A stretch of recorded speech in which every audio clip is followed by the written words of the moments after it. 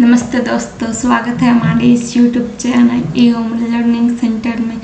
आज मैं आपको पढ़ाऊंगी अल्प प्राण, महाप्राण और घोष अघोष वर्ण तथा संगम किसे कहते हैं।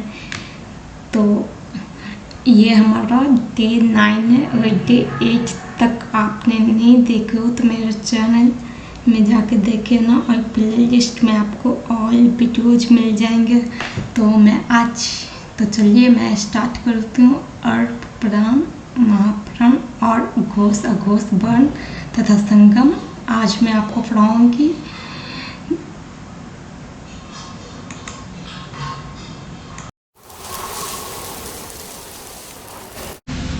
चलिए वीडियो को स्टार्ट करती हूँ। अल्प प्राण, महाप्राण और घोष अघोष वर्ण तथा संगम किसे कहते हैं। यहाँ है अल्प प्राण। तो अल्प प्राण किसे कहेंगे। प्रत्येक व्यंजन का पहला, तीसरा तथा पांचवा वर्ण सभी स्वर वर्ण और य, र, ल तथा व को अल्प प्राण कहते हैं।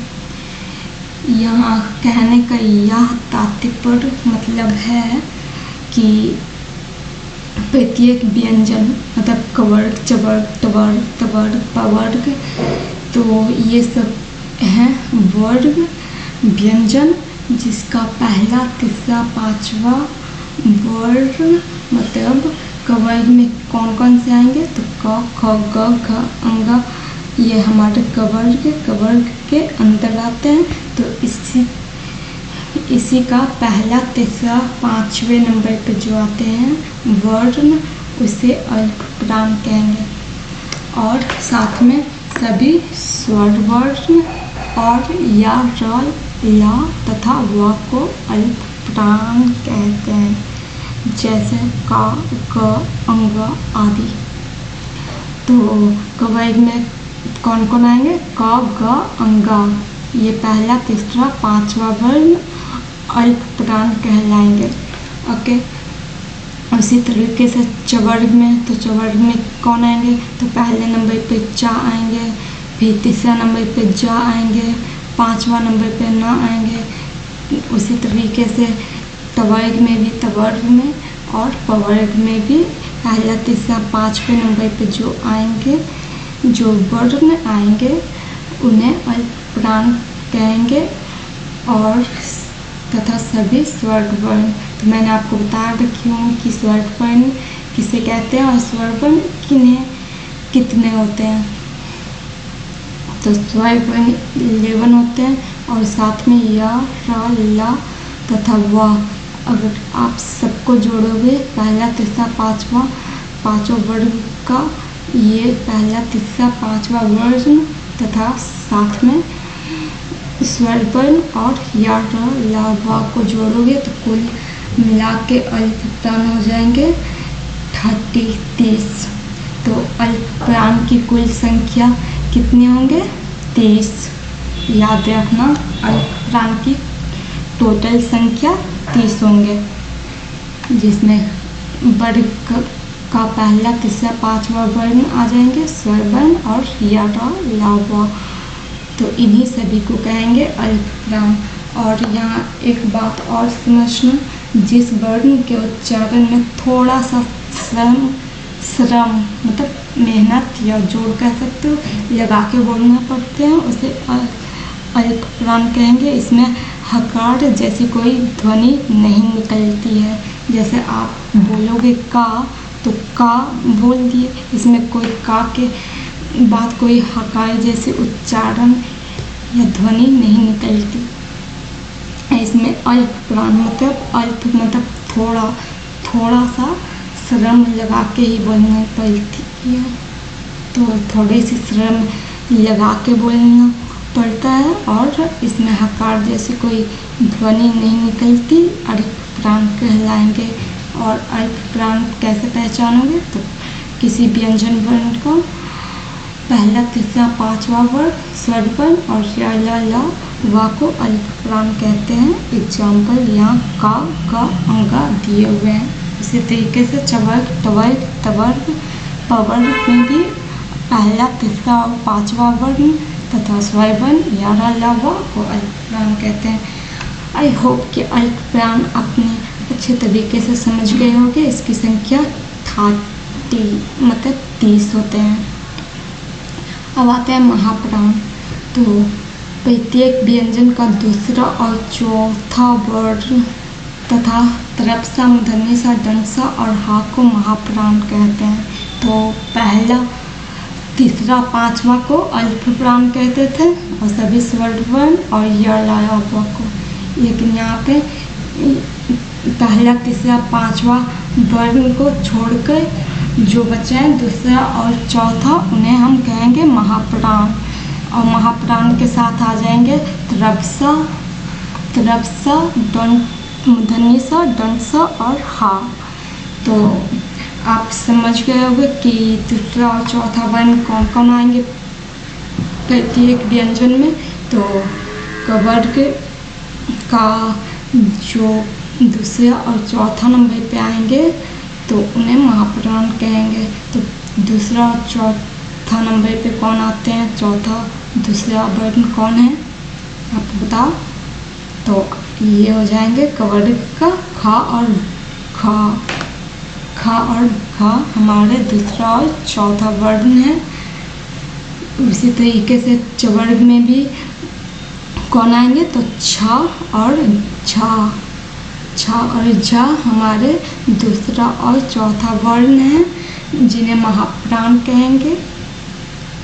अल्पप्राण और महाप्राण समझ गए होंगे कि इसमें अल्पप्राण में पहला, तीसरा, पांचवा वर्ण को अल्पप्राण कहते हैं। लेकिन उसी तरह यहाँ पे प्रत्येक व्यंजन में दूसरा और चौथा दूसरा और चौथा वर्ण जो आएंगे उन्हें महाप्राण कहेंगे। और साथ में ही तरप्सा, मूर्धन्य सा, दंसा और हा को जोड़ देंगे।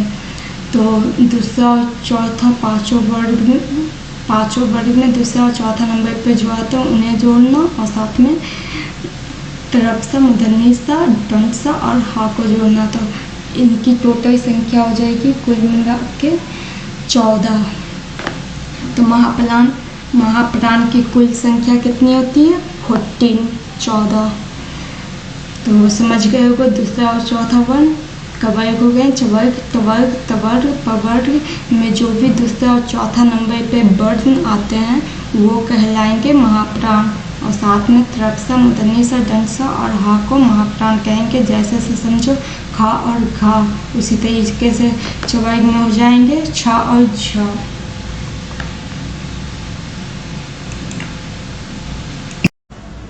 दोस्तों मैंने आपको यहाँ पे बताई थी कि अल्पप्राण में थोड़ा सा श्रम लगता है और हकार की ध्वनि नहीं निकलती है। लेकिन यहाँ महाप्राण में उसके ठीक अपोजिट होंगे कि जिस व्यंजनों के उच्चारण में अधिक परिश्रम लगता है तथा जिससे हकार की ध्वनि निकलती है। तो यहाँ पे हो जाएंगे हकार की ध्वनि नहीं निकलती, यहाँ हो जाएंगे महाप्राण में हकार की ध्वनि निकलती है।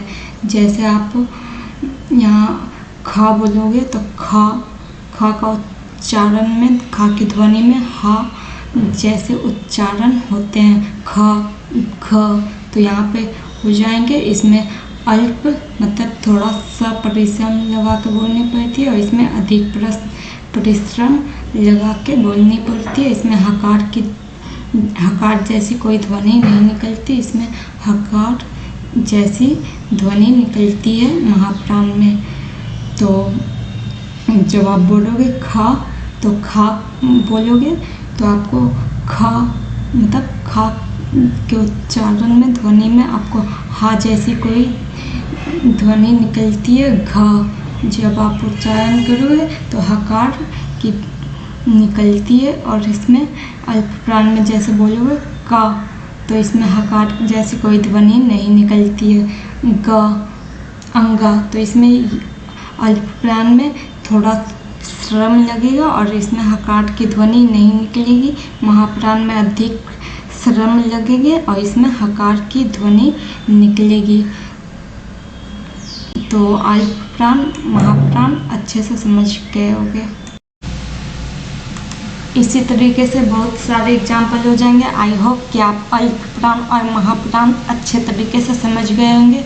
अल्प प्राण की कुल संख्या 30 होती है और महाप्राण की कुल संख्या 14 होती है।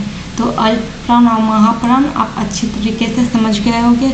आइए आगे बढ़ते हैं और देखते हैं घोष वर्ण, अघोष वर्ण और संगम किसे कहते हैं। तो घोष वर्ण किसे कहते हैं, यहाँ पे देखो और समझो। किसी वर्ग का तीसरा, चौथा और पांचवा वर्ण सभी स्वर वर्ण और या, र, ला, व, हा को घोष वर्ण कहते हैं।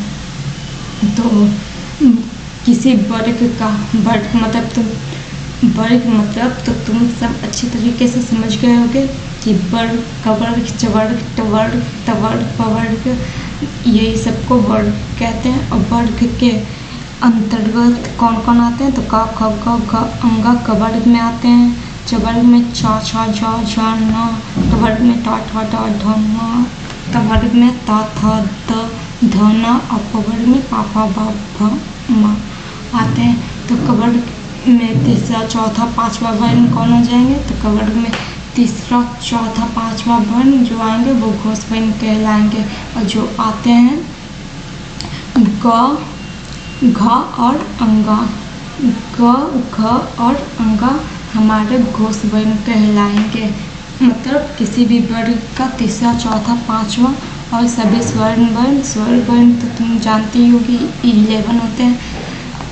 और या, र, ला, व, हा घोष वर्ण कहलाएंगे। घोष वर्ण की कुल संख्या कितनी होती है, 31 हमारे घोष वर्ण होते हैं। और इन सभी को घोष वर्ण कहेंगे। तीसरा, चौथा, पांचवा वर्ण स्वर वर्ण और या, र, ला, व, हा को अगर आप जोड़ोगे टोटल तो इनकी कुल संख्या 31 हो जाएंगी। ठीक है, तो घोष वर्ण समझ गए होंगे। उसी तरीके से है अघोष वर्ण। तो अघोष वर्ण किसे कहते हैं, प्रत्येक वर्ण का पहला, दूसरा वर्ण और तरफसा, मूर्धन्यसा और टंसा को अघोष वर्ण कहेंगे। तो किसी वर्ग का तो कवर्ग, चवर्ग, टवर्ग, तवर्ग, पवर्ग में पहला और दूसरे नंबर पे जो वर्ण आएंगे उन्हें अघोष वर्ण कहेंगे। और साथ में तरफसा, मूर्धन्यसा, दंडसा अघोष वर्ण कहलाएंगे। तो आप अघोष वर्ण को जोड़ोगे तो इनकी संख्या कुल 13 हो जाएंगी, 13। ये 13 हमारे अघोष वर्ण कहलाएंगे। तो आप ये याद रखना, घोष वर्ण और अघोष वर्ण। घोष वर्ण में किसी वर्ग का तीसरा, चौथा और पांचवा आते हैं। अगर आप पहला, दूसरा छोड़ दोगे तो तीसरा, चौथा, पांचवा हमारे घोष वर्ण कहलाएंगे। और किसी वर्ग का पहला, दूसरा अघोष वर्ण कहलाएंगे।